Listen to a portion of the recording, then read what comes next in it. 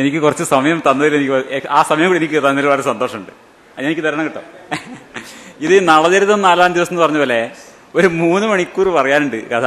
ഞാൻ നേരത്തെ പറഞ്ഞ പോലെ ഇപ്പൊ 18-ാം നൂറ്റാണ്ട് എത്തിയിട്ടുള്ളൂ. ഇനി 20-21 നൂറ്റാണ്ടിലേക്ക് വരണം വെച്ചാൽ ഒരു 3 മണിക്കൂർ സമയം തരികയാണെന്ന് വെച്ചാൽ ഒക്കെ നമുക്ക് പറയാം, ഒക്കെ വൃത്തിയാക്കാം.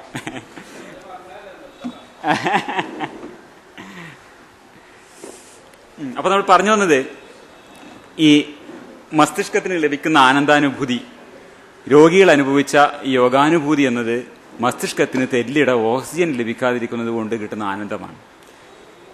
ഇതിന് ഒരു ലൈംഗിക സ്വഭാവമുണ്ട് എന്നാണ് അതിന്റെ. അതുകൊണ്ട് ഓട്ടോ ഇറോട്ടിക് ആസ്ഫിക്സിയ എന്നൊരു സംഗതി ഉണ്ട്. കഴുത്തിൽ കയറ് കുടുക്കിയിട്ട് ലൈംഗികാനുഭൂതി ആസ്വദിക്കുന്ന ആൾക്കാരുണ്ട്. അതാണ് ഓട്ടോ ഇറോട്ടിക് ആസ്ഫിക്സിയ. അങ്ങനെ അതും ഈ പറഞ്ഞ പോലെ അപകടങ്ങൾ ഉണ്ടായ ഒരു കഥയുണ്ട്. അത് വിശദമായിട്ട് ഞാൻ പോകുന്നില്ല, അതിന്റെ എങ്ങനെയാണ് അതിന്റെ കാര്യങ്ങൾ എന്നുള്ളത്. ഓട്ടോ ഇറോട്ടിക് ആസ്ഫിക്സിയ എന്നുള്ളത് നിങ്ങളൊന്ന് ഗൂഗിൾ ചെയ്താൽ അതിന്റെ വിശദമായിട്ടുള്ള കാര്യങ്ങൾ മനസ്സിലാവും.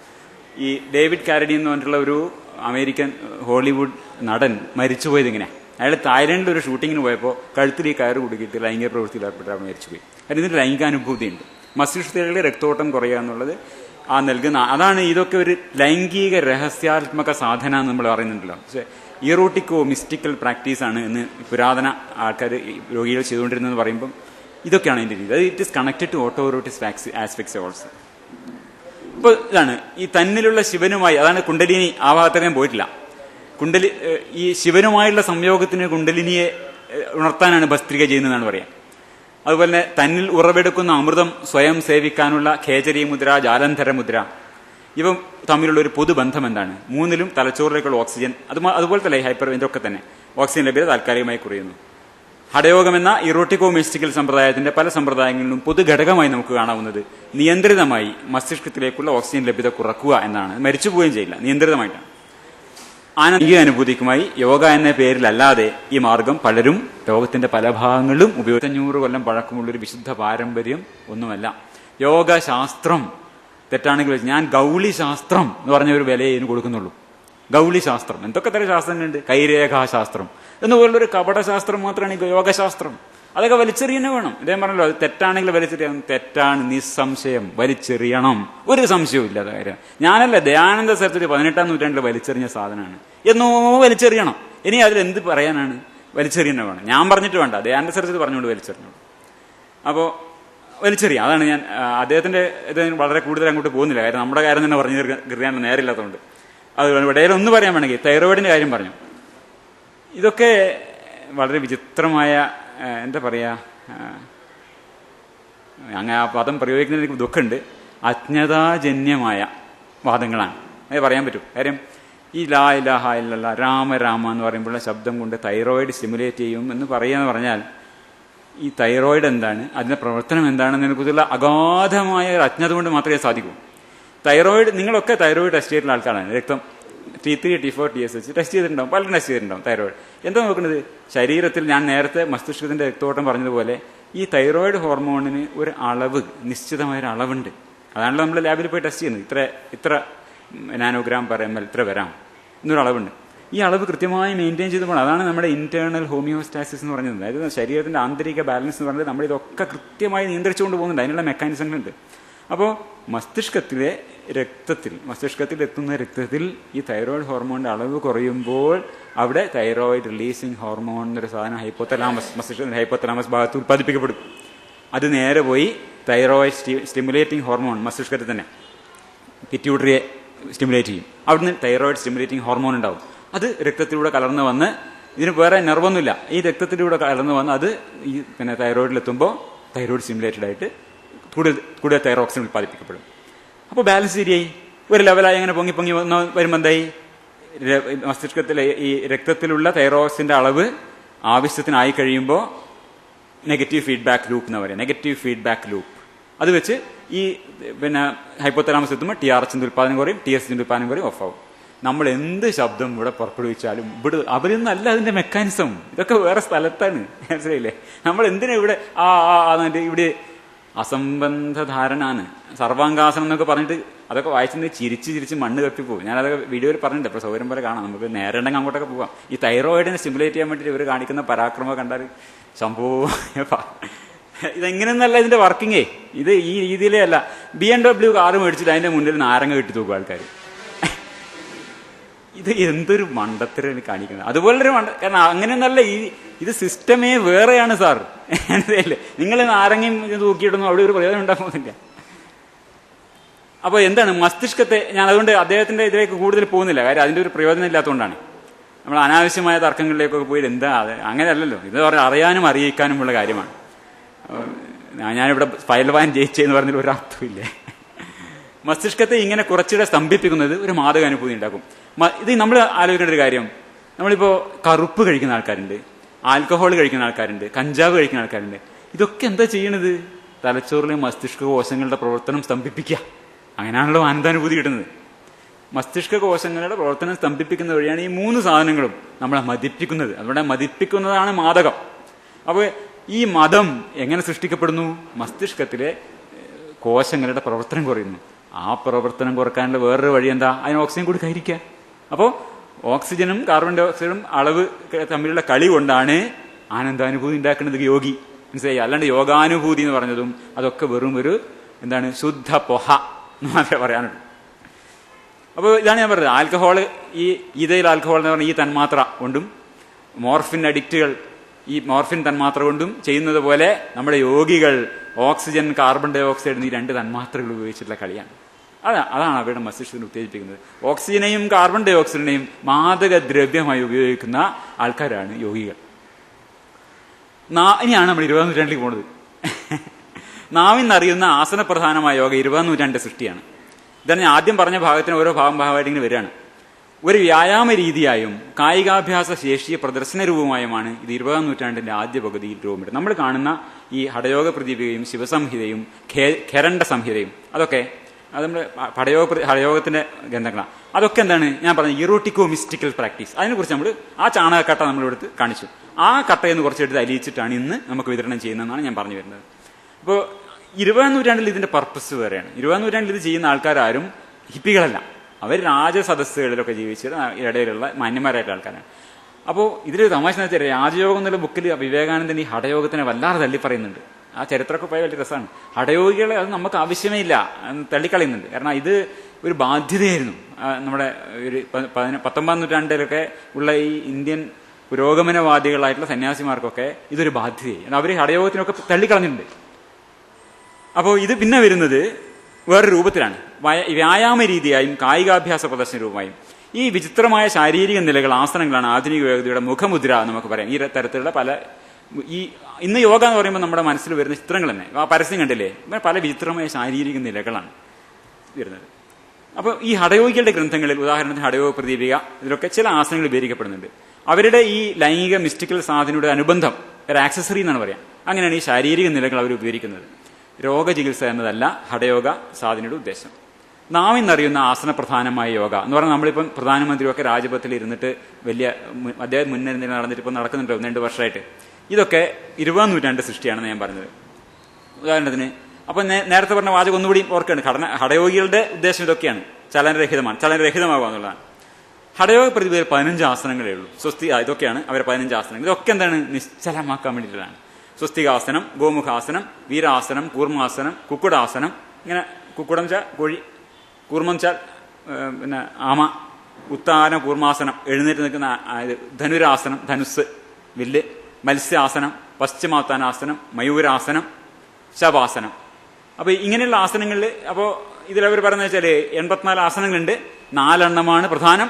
അതിൽ തന്നെ ഈ ഏറ്റവും പ്രധാനമായിട്ട് സിദ്ധാസനമാണ്. അത്രയും പ്രാധാന്യം കൊടുത്തിട്ടുള്ളത് എന്നർത്ഥം. അതായത് ഈ ഇത്രയൊക്കെ വിവരിച്ചാലും ഒരെണ്ണം മതി, അത്ര പ്രാധാന്യമേ അന്ന് ആസനങ്ങൾ ഉണ്ടായിരുന്നുള്ളൂ. സിദ്ധാസനം, പത്മാസനം, സിംഹാസനം, ഭദ്രാസനം, ഈ 4 പ്രധാനമായിട്ട് പറഞ്ഞിട്ടുള്ളത്. ഈ ആസനയോഗ എന്നത് 20ാം നൂറ്റാണ്ട് സൃഷ്ടിയാണ്. ഞാൻ പറഞ്ഞത് ഈ നമ്മൾ ഇന്നത്തെ ഇപ്പൊ കാണുന്ന വിചിത്രമായ ആസനങ്ങളൊന്നും തന്നെ പഴയ ഹഠയോഗ ഗ്രന്ഥങ്ങളിൽ 19ാം നൂറ്റാണ്ട് വരെ ഇല്ല. അതാണ് സത്യം. ഇതൊന്നുമില്ല. ഇന്ന് ഇവർ പഠിപ്പിക്കുന്ന ഒരു ആസനവും പഴയ മിക്കവാറും ആസനങ്ങൾ ആകെ 15 എണ്ണേ ഹഠയോഗ പ്രതിഭയിലുള്ളൂ. ഖരണ്ട സംഹിത എന്ന് പറഞ്ഞൊരു സാധനം അത്ര പ്രസിദ്ധമല്ലാത്ത ഒരെണ്ണത്തിൽ 32 എണ്ണം പറഞ്ഞിട്ടുണ്ട്. 20ാം നൂറ്റാണ്ടിൽ എന്താണ് ആസനങ്ങളുടെ കാര്യത്തിൽ സംഭവിച്ചത്? ഒന്ന്, ഒരു പൊതു പ്രദർശനത്തിനുള്ള സംഘവ്യായാമം, ഒരു ഡ്രില്ല് എന്ന നിലക്ക്. അന്ന് ഡ്രില്ല് ഒരു പാശ്ചാത്യ രീതിയാണ്. അതുവരെ ഇന്ത്യയിൽ ഡ്രില്ലില്ല. ഡ്രില്ല് എന്നൊരു സാധനമുണ്ട്, നമ്മളൊക്കെ സ്കൂളിൽ ചെയ്യുന്ന ഡ്രില്ലുകൾ. അത് പാശ്ചാത്യ ഈ ഇംഗ്ലീഷ് വിദ്യാഭ്യാസത്തോടുകൂടി നമുക്ക് വന്നൊരു രീതിയാണ്. അപ്പോൾ ഈ മക്കളുടെ ഇംഗ്ലീഷ് വിദ്യാഭ്യാസത്തോടനുബന്ധിച്ച് ഡ്രില്ല് എന്നൊരു സമ്പ്രദായം വന്നത്, ആ ഡ്രില്ലിനെ ഭാരതവൽക്കരിക്കൂ. അതാണ് ഒന്ന് സംഭവിച്ചത്. അതിനാണ് യോഗ എന്ന് പേരിട്ടത്. യോഗിക് എക്സർസൈസ് എന്ന് പറഞ്ഞിട്ട് കുട്ടികളെ പഠിപ്പിക്കാൻ വേണ്ടിയിട്ട്. അപ്പോൾ ഈ ഡ്രില്ലിനെ ഭാരതവൽക്കരിച്ചു. അതാണ് ഒന്ന് സംഭവിച്ചത്. രണ്ടാമത്തേത്, അതീവ സങ്കീർണമായ പല അഭ്യാസ നിലകൾ വ്യാപകമായി ഇതിനോട് കൂട്ടിച്ചേർത്തു. കല്ലെടുത്തിട്ട് ഇഷ്ടംപോലെ മറ്റേ ഉള്ളിയും ഒക്കെ ചേർത്തു. യോഗ എന്നതുമായി അന്നേ വരെ ഒരു ബന്ധവുമില്ലാതിരുന്ന അനേകം ശാരീരിക യോഗ എന്ന പേരിൽ പ്രചാരത്തിലായി. ഇതാണ് ആദ്യത്തേത്, സംഘവ്യായാമം പൊതുപ്രദർശനം. ഇതേ സംഗതിയാണ് പ്രധാനമന്ത്രി ഇവിടെ ചെയ്യുന്നത് കേട്ടോ. നമ്മുടെ ഈ ഇദ്ദേഹം ജീവിതകാലം മുഴുവനും ഈ സംഘടനയുടെ ഒരു വളണ്ടിയറായിരുന്നു. ആ സംഘടനക്കാർ എന്താണോ മാസ് യൂട്ടിലൈസ് ചെയ്യുന്നത്, ഇത് തന്നെയാണ് ഈ ജനങ്ങൾ മുഴുവനും ഇവിടെ ഇരുന്ന് ചെയ്യുന്നത്. നമ്മൾ ശ്രദ്ധിക്കേണ്ട ഒരു കാര്യമാണ്. ഇതിന്റെ രാഷ്ട്രീയമുണ്ട് ഇതിന്റെ പിന്നിലൊക്കെ.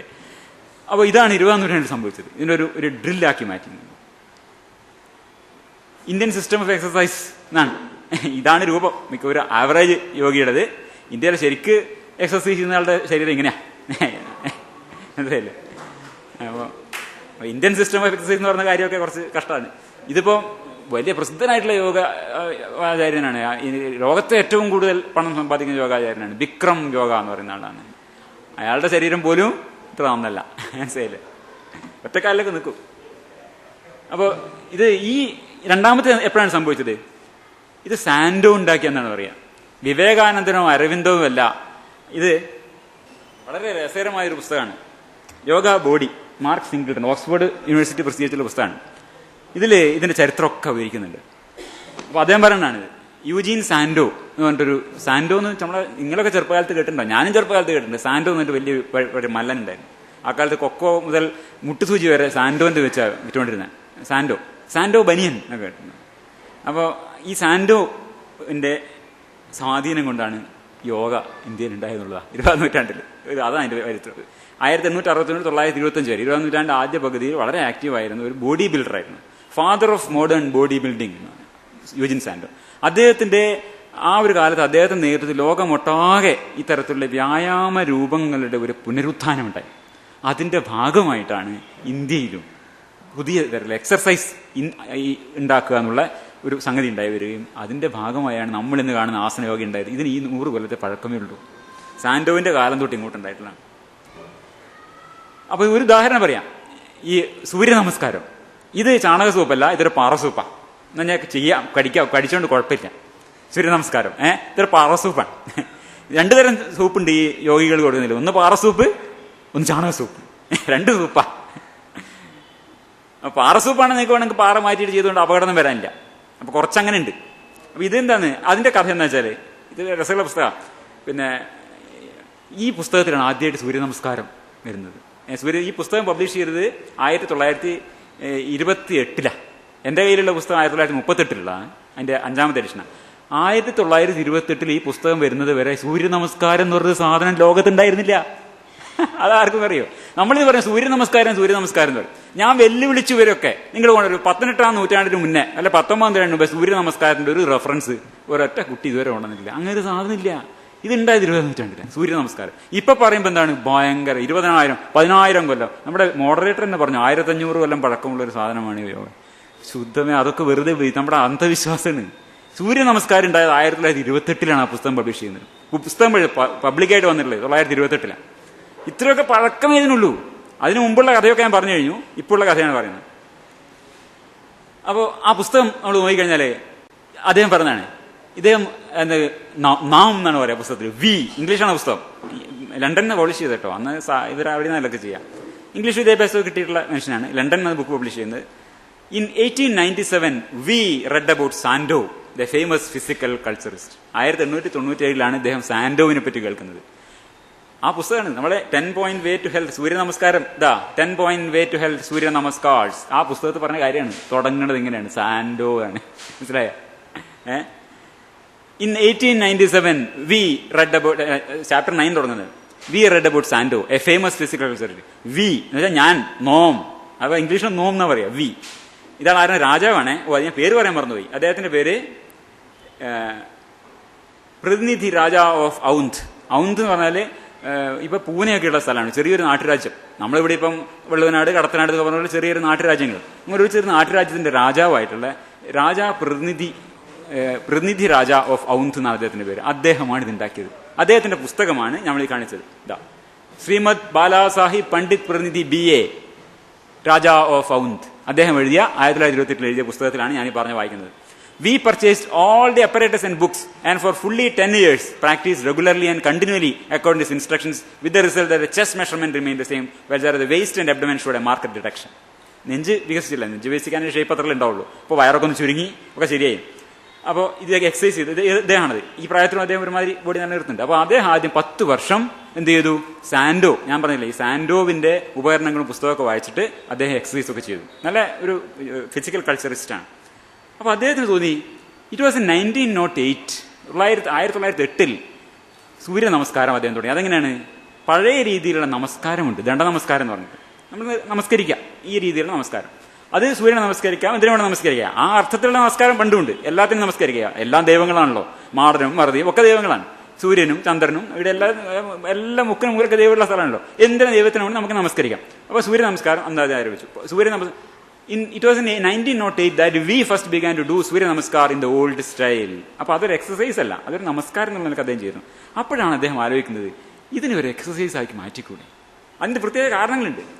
എന്താ വെച്ചാല് അദ്ദേഹത്തിന്റെ ബുക്ക് പറയാണ് in the words of A board of education hand book prepared for teachers in British schools. അപ്പോൾ അദ്ദേഹം പറയാണ് കുട്ടികൾക്ക്, അദ്ദേഹത്തിന്റെ രാജ്യത്തിലുള്ള സ്കൂൾ വിദ്യാർത്ഥികൾക്ക് ഒരു എക്സസൈസ് വേണം. അപ്പോൾ അതിനെ പറ്റി ആലോചിക്കാം. അത് ഈ പുസ്തകത്തിൽ പറഞ്ഞിട്ടുണ്ട്. അപ്പോൾ അത് ആലോചിക്കുമ്പോൾ പല പ്രശ്നങ്ങൾ. ഒരു കളിയാണെങ്കിൽ അപ്പോൾ നല്ലൊരു പങ്കാളികളില്ലാതെ പറ്റില്ല. ഉപകരണങ്ങൾ പലത് വേണം. ഈ സാൻഡോവിന്റെ രാജാവിനെ ഇതൊക്കെ വാങ്ങിക്കാൻ പറ്റും. ഈ പുസ്തകങ്ങളും ഇതൊക്കെ വലിയ വില പിടിച്ച സാധനങ്ങളാണ്. ഇതൊന്നും സാധാരണക്കാരന് പറ്റില്ല. അപ്പോൾ ഇയാളുടെ രാജ്യത്ത്, ചെറിയ രാജ്യത്ത്, ഔന്ത് എന്ന് പറഞ്ഞ രാജ്യത്ത് എല്ലാവർക്കും ഉപയോഗിക്കാൻ ഇപ്പൊ അദ്ദേഹം പറയാണ് പങ്കാളികൾ വേണം, ഉപകരണങ്ങൾ വേണം, പിന്നെ സമയം കൂടുതൽ വേണം. ഇപ്പൊ നടക്കാൻ പോവാണ്, അതാണ് മുമ്പ് പറയുന്നത്, നടക്കാൻ പോവാ, അതിന് ഉപകരണങ്ങളൊന്നും വേണ്ട. അതൊക്കെ വിശദമായി പറയുന്നുണ്ട്. ഇപ്പം പറയുന്ന ആ ഭാഗങ്ങൾ മേടിച്ച് വെച്ചിരിക്കണം. For riding you need a horse or a bicycle, അങ്ങനെ വിശദമായിട്ട് പറയുന്നുണ്ട്. അപ്പോൾ ഇതൊക്കെ പിന്നെ നടക്കാൻ പോകണം, കാലാവസ്ഥ ശരിയാവണം. അപ്പോൾ എല്ലാ കാലാവസ്ഥയിലും ചെയ്യാൻ പറ്റണം, അധിക സമയം പാടില്ല, ഉപകരണങ്ങളൊന്നും ഉപയോഗിക്കാൻ പാടില്ല, പങ്കാളികളുടെ ആവശ്യം ഉണ്ടാവരുത്, കളിസ്ഥലങ്ങൾ. അതാണ് പറയുന്നത്. Take Pune as an example of Indian city. അദ്ദേഹം പറയാം പൂനെയിൽ 10,000 കുട്ടികൾ ഇവിടെ മുനിസിപ്പൽ സ്കൂളുകളിലുണ്ട്, 4 കളിസ്ഥലങ്ങളേ ഉള്ളൂ. അപ്പോൾ അത് പറയാം. അപ്പോൾ ഇവർക്കൊക്കെ എക്സസൈസ് ചെയ്യാൻ എന്ത് ചെയ്യും? അതിനു വേണ്ടി അദ്ദേഹം രൂപപ്പെടുത്തിയതാണ് സൂര്യ നമസ്കാരം. അതാണ് ആ പുസ്തകത്തിൽ പറഞ്ഞിട്ടുള്ളത്. 10 point way to health എന്ന് പറഞ്ഞ പുസ്തകത്തിൽ. അപ്പോൾ ഇതൊന്നും വേണ്ട. അപ്പോൾ ഈ പങ്കാളികളും ഉപകരണങ്ങളും സമയവും കാലാവസ്ഥ കളിസ്ഥലം തുടങ്ങിയ പ്രശ്നങ്ങളൊന്നും ഇല്ലാതെ 1928 അദ്ദേഹം പ്രസിദ്ധീകരിച്ച പുസ്തകത്തിലാണ് സൂര്യ നമസ്കാരം വരുന്നത്. ഇന്ന് പറഞ്ഞു കേട്ടാ വിചാരിക്കും 10,000 കൊല്ലം പഴക്കം. ഇതാണ് ആ പുസ്തകത്തിലെ ഭാഗമാണിത്, എങ്ങനെയാണ് സൂര്യ നമസ്കാരം ചെയ്യുന്നത് എന്നുള്ളത്. ഇന്ന് സൂര്യ നമസ്കാരം പോയി യേശു നമസ്കാരം വരെ ആയിട്ടുണ്ട് കേട്ടോ. അപ്പൊ ഇന്ന് സൂര്യ നമസ്കാരത്തെ കുറിച്ച് പറയുമ്പോൾ എന്താണ് പറയാ? സൂര്യ നമസ്കാരം is the art of solar vitalization. It is a complete meditative technique in itself. It includes asanas, pranayama, mantras and mudras. It has got 3 aspects: form, vital energy, rhythm. ഇങ്ങനെയൊക്കെയുള്ള ഇതൊക്കെയാണ് യോഗശാസ്ത്രം. ഇതിന് നല്ലത് എന്താണ്? ഗൗളിശാസ്ത്രം. പിന്നെ ഒരാള് സ്വാമി കുവലയാനന്ദ എന്ന് പറഞ്ഞിട്ട്, ഇപ്പൊ ഇവരുടെ വിശദമായ കാര്യത്തിലേക്ക് പോകാൻ നമുക്ക് സമയമില്ല. അദ്ദേഹം ആണ് സ്കൂളുകളിൽ ഇത് ആരംഭിക്കുന്നത്. ഈ പിന്നെ അദ്ദേഹം ബോംബെ ഗവൺമെന്റിന്റെ സ്കൂൾ ഈ ബോർഡിൽ പങ്കാളിയാണ്. അദ്ദേഹമാണ് ഈ യോഗിക് എക്സസൈസ് എന്ന് പറഞ്ഞിട്ട് 1927 1937 ഇടയിൽ ഇത് പ്രായോഗത്തിൽ വരുന്നത്, ഈ ഡ്രില്ല്. അതാണ് ഒന്നാമത്തെ കാര്യം. ഡ്രിൽ എന്ന രീതി പാശ്ചാത്യ രീതിയെ ഭാരതവൽക്കരിച്ചു എന്നുള്ള കാര്യം. അത് കുറച്ചും കൂടി അതിന്റെ ഭാഗത്തേക്ക് വരാനുണ്ട് നമുക്ക്. രണ്ടാമത്തേത് അതീവ സങ്കീർണമായ അഭ്യാസ നിലകൾ വ്യാപകമായി കൂട്ടിച്ചേർത്ത് 20ാം നൂറ്റാണ്ടിലെ യോഗശാസ്ത്രത്തിന് എന്താ സംഭവിച്ചെന്ന് അപ്പോൾ നമ്മൾ നോക്കണേ. നമ്മൾ ഈ കേട്ട ശാസ്ത്രം ഉണ്ടല്ലോ, അതീവ സങ്കീർണമായ അഭ്യാസ നിലകൾ വ്യാപകമായി കൂട്ടിച്ചേർത്തു. യോഗ എന്നതുമായി അനേവര ബന്ധമില്ലായിരുന്ന അനേകം ശാരീരിക നിലകൾ യോഗ എന്ന പേരിൽ പ്രചാരത്തിലായി. നേരത്തെ പറഞ്ഞിട്ടുണ്ട് എന്താണ് സ്ഥിരവും സുഗമമായതാണ് ആസനം. അയ്യങ്കാരുടെ ഈ യോഗദീപിക എന്ന പുസ്തകത്തിൽ, യോഗദീപിക യോഗ, ഇതില് 200 ആസനങ്ങളുണ്ട്. 200 ആസനങ്ങൾ 1966 ഇത് പബ്ലിഷ് ചെയ്യപ്പെടുന്നത്. അപ്പോൾ അതിനു മുമ്പേ നമ്മൾ കണ്ടു ഹഠയോഗപദ്ധതി 15 ആസനങ്ങളേ ഉള്ളൂ. ഖരണ്ട സംഹിതയിൽ പരമാവധി 32 ആസനങ്ങളേ ഉള്ളൂ. അതിൽ തന്നെ നമ്മൾ കണ്ടു പിന്നെ 4 ആസനങ്ങളാണ് പ്രധാനം. അതിലൊന്ന് പഠിച്ചാൽ മതി, ഒന്ന് കൃത്യമായി ചെയ്താൽ മതി എന്നാണ് പറഞ്ഞത്. അവർ അത്രയും പ്രാധാന്യം കൊടുത്തിട്ടുള്ളൂ. അങ്ങനെ ഇരിക്കെ ഇതിൽ 200 ആസനാസ് വിത്ത് 592 ഫോട്ടോഗ്രാഫ്സ് എന്നാണ് ഈ പുസ്തകത്തിൽ കൊടുത്തിരിക്കുന്നത്. 200 ആസനവും 592 ഫോട്ടോകളും. അപ്പൊ നമ്മൾ ഈ പ്രധാനമന്ത്രിയുടെ നേതൃത്വത്തിൽ ഇപ്പം നടന്ന 15 ആസനങ്ങളാണ്. അതിൽ ഹഠയോഗ പ്രതിഭയിലുള്ള എത്ര ആസനം എടുത്തറിയോ? ഒരെണ്ണം. അത് ശവാസനം മാത്രമാണ്. ബാക്കി ഒന്നും ഹഠയോഗ പ്രതിഭയിലില്ല. ചില എണ്ണം ഈ ഖരണ്ട സംഹിതകളിൽ ഉണ്ടാവും, 1 2 ഒക്കെ. ആദ്യത്തെ തടാസനം, അറ്റൻഷൻ നിൽക്കുക. യോഗിയാണേ യോഗ നമ്മൾ കണ്ടു. ഇത് എവിടെയാണ്?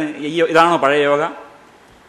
വൃക്ഷാസനം, പാദഹസ്താസനം, അർദ്ധചക്രാസനം, ത്രികോണാസനം, ദണ്ഡാസനം, വജ്രാസനം, അർദ്ധ ഉഷ്ട്രാസനം, ശശാങ്കാസനം. ഒരു പേര് കൊടുത്തിട്ട് ഇതുപോലെ ഒരു രീതിയിൽ ഇരുന്ന് അതിനൊരു പേര് കൊടുത്തിരിക്കുകയാണ്. ശശാങ്കാസനം മുയലിന്റെ മാതിരിയാണ്. വക്രാസനം, ഭുജംഗാസനം, തല ഇങ്ങനെ പൊക്കി, അത് പാമ്പിനെ പോലെയാണ് വക്രാസനം. ഭുജംഗാസനം, ശലഭത്തിനെ പോലെ ഇങ്ങനെ കൈ ഇങ്ങനെ വെച്ച് ഇങ്ങനെ ഈ രീതിയിൽ കാല് പൊക്കിയിട്ട് ശലഭാസനം എന്ന് പേര്. സേതുബന്ധനാസനം, ബ്രിഡ്ജ് പോസ്, ഇങ്ങനെ ബ്രിഡ്ജ് പോസ്. ബാക്ക് പെയിനൊക്കെ നമ്മുടെ യോഗ ആചാര്യന്മാർ ഉപയോഗിക്കുന്നതാണ്. ഈ സാധനം യോഗത്തിലൊന്നും ഉള്ളതല്ല, എല്ലാ എക്സസൈസ് പുസ്തകങ്ങളിലും ബ്രിഡ്ജ് പോസ് എന്ന് പറഞ്ഞിട്ടുള്ള കാര്യമാണ്. അത് യോഗത്തിലേക്ക് ഈ 20ാം നൂറ്റാണ്ട് വലിച്ച് എടുത്ത സാധനങ്ങളാണ്. കല്ലുകൊണ്ട് സൂപ്പ് വെക്കുന്ന പരിപാടിയാണ്. പവനമുക്താസനം, ശവാസനം. അതിൽ ശവാസനം മാത്രമേ നമ്മുടെ പഴയ യോഗ ഗ്രന്ഥത്തിൽ ഇത് പഴയ ഒരു യോഗ പുസ്തകത്തിൽ യോഗ പ്രദീപികയിൽ പറയുന്നുള്ളൂ, ഹഠയോഗ പ്രദീപികയിൽ പറയുന്നുള്ളൂ. അപ്പോൾ ഇനി നമ്മൾ ഇതിങ്ങനെ കൂട്ടിച്ചേർത്തത് ആരാണ്, എന്തിനാണ്, എവിടെ നിന്നാണ്, ഇങ്ങനെയുള്ള ഓരോ ചോദ്യങ്ങളാണ് നമ്മൾ ചരിത്രപരമായിട്ട് നോക്കാനുള്ളത്. യോഗയ്ക്ക് വീര്യവും വ്യാപ്തിയും കൊടുത്തത് ഈ ഒരാളാണ് പ്രധാനമായിട്ട്. ഇത് കൂടുതലായിട്ട് കൂട്ടിച്ചേർത്തത് ഈ ഇതിലാക്കിയ ആൾക്കാരെ കുറിച്ച് നമ്മൾ പറഞ്ഞു. ഇദ്ദേഹത്തിന്റെ പേര്, ഇത് നമ്മൾ ഈ പുസ്തകത്തിന്റെ ആദ്യം തന്നെ ഈ അയ്യങ്കാരുടെ ഗുരുവായിട്ടുള്ള ഇതാണ് ചിത്രം. തിരുമലൈ കൃഷ്ണമാചാര്യ ഓഫ് മൈസൂർ. ഇദ്ദേഹമാണ് 20ാം നൂറ്റാണ്ടിൽ പുതുതായിട്ട് ഈ ആധുനിക യോഗയുടെ പിതാവ് എന്ന് പറയാവുന്നത്. അപ്പോൾ യോഗ ജേണലിനെ പറയുന്നത് ഈ ഈവൻ ഇൻവെന്റഡ് യുവർ യോഗാസ് എന്നാണ്, കണ്ടുപിടിച്ചത്. എല്ലാം പുതിയ സാധനമാണ്. ഏറ്റവും yoga father of modern yoga അദ്ദേഹം പറയും. അദ്ദേഹത്തിന്റെ ശിഷ്യന്മാരാണ് ഈ ആധുനിക യോഗ എങ്ങും പ്രചാരത്തിലാക്കിയത്. ഇതാണ് കൃഷ്ണമാചാര്യ, ഒരു യോഗിയാണ്.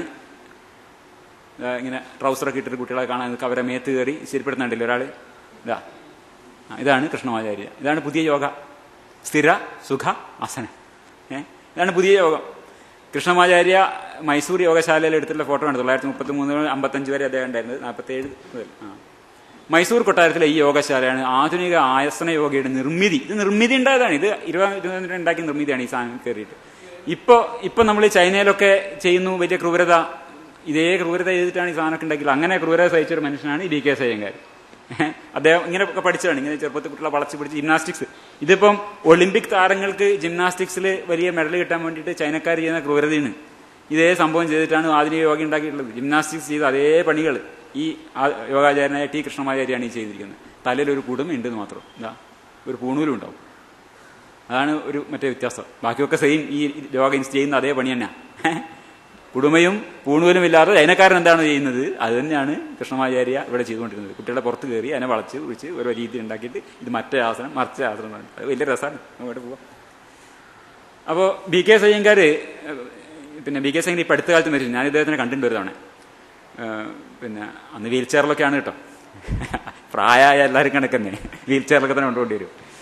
പിന്നെ BK അയ്യങ്കാർ പറയുന്നത് വെച്ചാൽ, it was my guru's duty to provide for the edification and amusement of the maharaja's entourage. മഹാരാജാവിന്റെ സദസ്യരെ ആനന്ദിപ്പിക്കുക, അതാണ് അന്ന് ജോലി, ഇദ്ദേഹത്തിന്റെ ജോലി. ഇദ്ദേഹത്തിന്റെ ഈ യോഗശാലയിൽ കുട്ടികളെ യോഗിക് സിസ്റ്റം ഓഫ് എക്സസൈസ് പഠിപ്പിക്കാൻ വേണ്ടിയാണ് മൈസൂരിലെ കൊട്ടാരത്തിലെ യോഗശാലയിൽ ഇദ്ദേഹം നിയമിതനായത്, കൃഷ്ണമാചാര്യ.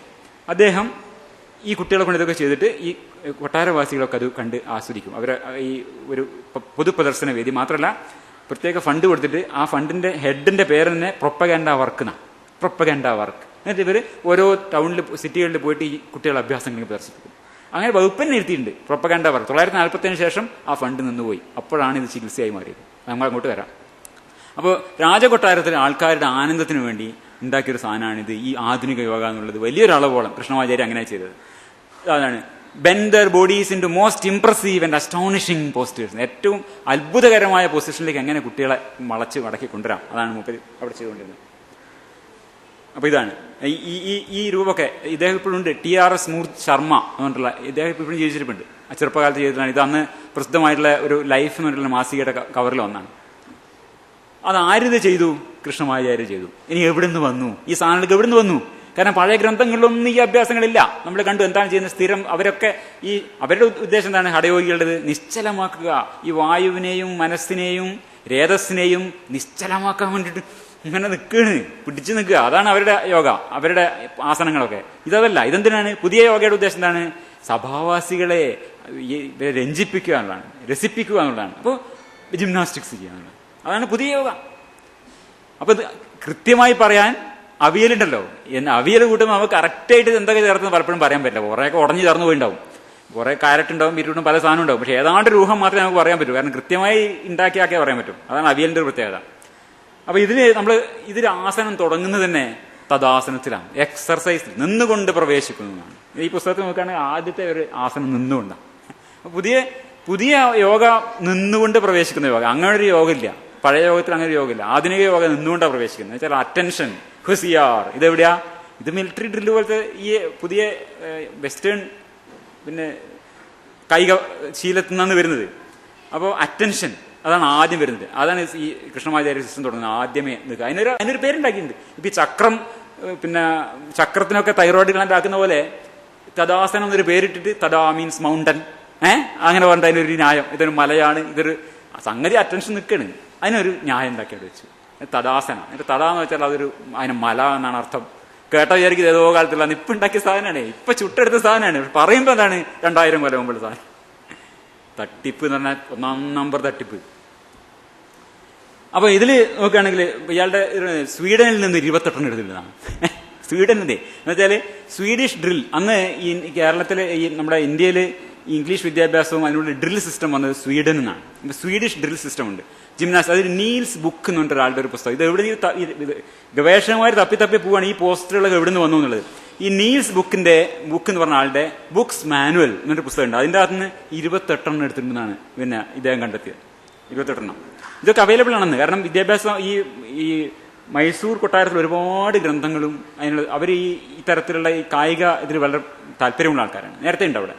ഇത് അങ്ങനെ ഒരു പുസ്തകം തന്നെയുണ്ട്, yoga tradition of Mysore palace എന്ന് പറഞ്ഞിട്ടൊരു പുസ്തകം തന്നെയുണ്ട്. ഇത് ആ കാലത്ത് അതിന് മുമ്പേയുള്ള കാര്യങ്ങളൊക്കെ പറയുന്നുണ്ട്. മൈസൂർ ഈ പാലസിൽ ആണ് ഇതിന്റെ ഒരുപാട് ഈ രീതിയിലുള്ള അവിടെ ഈ ബുക്സ് മാനുവൽ ഉണ്ടെന്നാ തമാശ. അപ്പോൾ ഇതാണ് ബുക്ക് എന്ന് പറഞ്ഞാൽ നീൽസ് ബുക്ക് എന്ന് പറഞ്ഞ സാഹിബിന്റെ പ്രൈമറി ജിംനാസ്റ്റിക്. ഈ ജിംനാസ്റ്റിക് പുസ്തകത്തിൽ നിന്ന് എടുത്ത് 28 ഉണ്ട് ഈ തരത്തിലുള്ള.